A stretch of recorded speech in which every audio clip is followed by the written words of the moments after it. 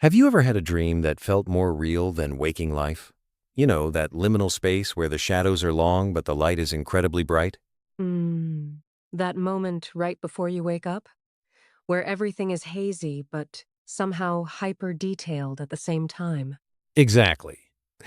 That specific feeling, that suspension of reality, is exactly what I want to talk about today. But not as a psychological phenomenon. I want to talk about it as a sound, specifically the sonic universe created by the Dreamside. Ah, the dream side. That is that is a beautiful place to start. It's fascinating because when you look at their trajectory, starting way back in 1993, they didn't just form a band. It feels like Kemi Vita, the vocalist, was trying to map out a geography of emotion. Geography of emotion is a lovely way to put it. And it started early, right? 1993, pale blue lights. Right. And think about the context of 1993. The musical landscape was grunge. It was aggressive. And here comes Kemi Vita with Pale Blue Lights on Nuclear Blast Records. Now, usually, when people hear Nuclear Blast, they think heavy, thrash, extreme metal. But the Dream Side, they were doing something different. It was heavy, yes, but it was atmospheric. It was like a ghost story set to music. It's interesting you mentioned that contrast, because one of the things that strikes me about their discography is how they refuse to stay in one lane. They release a debut that fits the metal or gothic mold, and then 3 years later, in 1996, they drop Nuda Veritas. Which was a dance mini album. A complete left turn. It was brave. And I think that's the first beautiful thing we need to acknowledge about them. They never let the genre define the emotion. If the emotion required a heavy guitar riff, they used it. If it required a dance beat, they used that. They weren't trying to fit a marketing box. They were following the muse. That diversity really exploded with the next record, Apaika, didn't it? Reading about the instrumentation on that album feels like walking through a bazaar of ancient instruments. Oh, a pica is a texture. It's not just an album, it's a tactile experience. You have the standard rock setup, but then suddenly there's a grand piano, then a flute, then a didgeridoo. A didgeridoo in a gothic-adjacent band? Precisely. And it works. It creates this earthy, grounded feeling beneath the ethereal vocals.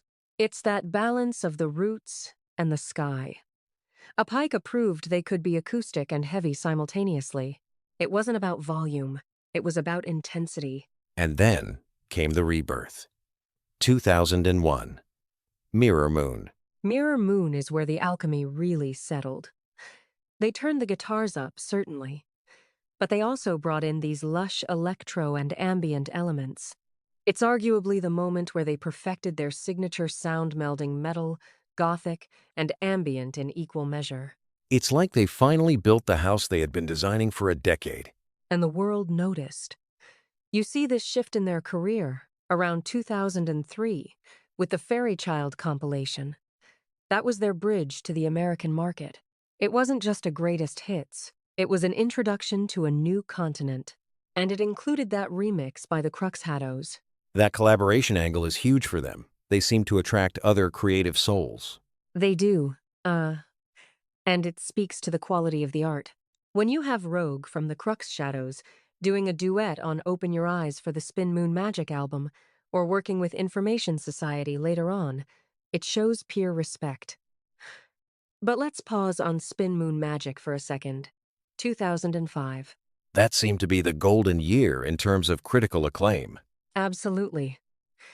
I remember reading a review from a UK magazine that described it as a masterpiece of the metal female voices genre. But the quote that really sticks with me is that the album moves you from the depths of despair to full-on dance floor. Mania. That is such a specific and difficult spectrum to span. Usually, despair music makes you want to lie in a dark room, and dance music makes you want to forget everything. How do they combine them? Mm. I think it's because the dream side understands that dancing can be a form of catharsis. You don't just dance when you're happy. Sometimes you dance to shake off the ghosts. Spin Moon Magic hit the top 5 alternative charts in Germany, Italy, France. It resonated because it allowed people to process complex feelings while still moving their bodies. It's the tears on the dance floor concept, but elevated to a Gothic art form. Exactly. And the accolades backed it up. Best Band of the Year from Gothic Beauty magazine. Band of the Season in Belgium. They were capturing the zeitgeist of that mid-2000s alternative scene perfectly. But they didn't stop there. They celebrated their 13th anniversary with a remix album, which feels very appropriate for a band with their aesthetic, the number 13. The 13th chapter. It's a celebration of their community, really, bringing in various artists to reinterpret their work. But I want to fast forward a bit to Lunar Nature in 2009. And then, crucially, Sorrow-Bearing Tree. Sorrow-Bearing Tree. That title alone. It's poetry. It is. Released in 2012. And this is significant because it was the first release on their own label, Spin Moon Media. So they took full control. Complete creative sovereignty. And you can hear it. It's produced by Kemi Vita and Roman Shunsei. Now, Roman is a key figure here. His production resume is insane. He's worked with Liquido, Pyogenesis, remixes for everyone from Angels and Agony to Lunascape. Having him behind the console meant the album sounded pristine. It's interesting you mention Pyogenesis, because Flo Schwartz sings a duet on that album, right? A cover? Yes. They covered Depeche Mode's Walking in My Shoes. That is a brave song to cover. Depeche Mode fans are protective. They are. But the Dreamside has the gravitas to pull it off. They bridge that divide between gothic metal and alternative rock so naturally that Walking in My Shoes feels like it could have been written for them. And the album also features Breathe With Me, written with Ralph from Face Tomorrow. Again, this recurring theme of connection, of bringing different artists into their dream world. It seems like connection is the antidote to the sorrow in the album title. That's a profound observation. Sorrow-bearing tree. If you think about the image, a tree bears fruit. If the fruit is sorrow, you have to pluck it, process it, maybe turn it into wine. The music is that process. It's not wallowing in sadness. It's transforming it into something consumable, something beautiful.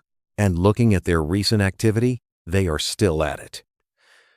I see singles from 2021, There's Magic to Be Done, and 2023, Undead, and Here We Stay. Here We Stay. That's a statement of intent if I ever heard one. It really is. 30 years, from 1993 to 2023. It's rare, especially in the alternative scene. Bands burn out, they fade away, or they lose the magic. But Kemi and the band, they seem to have found a way to keep the dream lucid. I want to circle back to the visual aspect for a moment before we close. The prompt mentioned photography by Eric Jansen, Jolanda Van Velzen, and others, and the stop-motion animation for Sternenkind. The visual aesthetic is inseparable from the music. When you look at their album art, or their photos, or that animation, it's all world-building. They aren't just musicians. They are curators of an atmosphere. The stop-motion clip for Sternenkind with Eva de Winkel, that requires patience. It requires a dedication to craft that mirrors the way they layer their music. It connects back to what we said at the start, the Dreamside. It's a total immersion. It is. And you know, in a world that is increasingly fast, fragmented, and often quite ugly, there is something almost rebellious about dedicating your life to creating something beautiful, slow, and deep. Rebellious beauty. I like that. Think about the track Seeds of Pain with Information Society, or Another Spark of Light from 2015.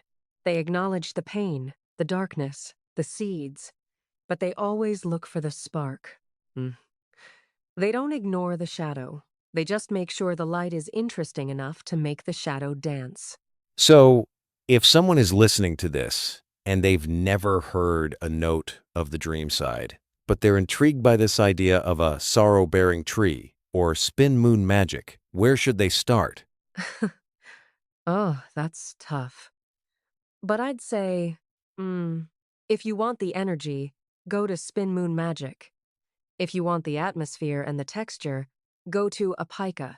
But if you want to understand the heart of the band right now, listen to Sorrow Bearing Tree. Listen to how they bridge the gothic and the rock, the despair and the hope. It feels like music for the twilight hours. It is. It's music for when you're driving alone at night, or when you're sitting by a window watching the rain. It accompanies you. It doesn't demand your attention like a pop song. It invites your attention like a conversation. And that's the best kind of company. It is. It's a reminder that even in the heavier moments of life, the metal moments, if you will, there is always an ambient melody underneath, if you listen closely enough. Here we stay. A promise from the band, and perhaps a promise to the listeners that this space they've carved out isn't going anywhere. As long as we need to dream, we'll need the dream side. Beautifully said. We'll leave you with that thought. Go find those tracks, look at the art, and maybe step into the dream yourself. See you on the other side.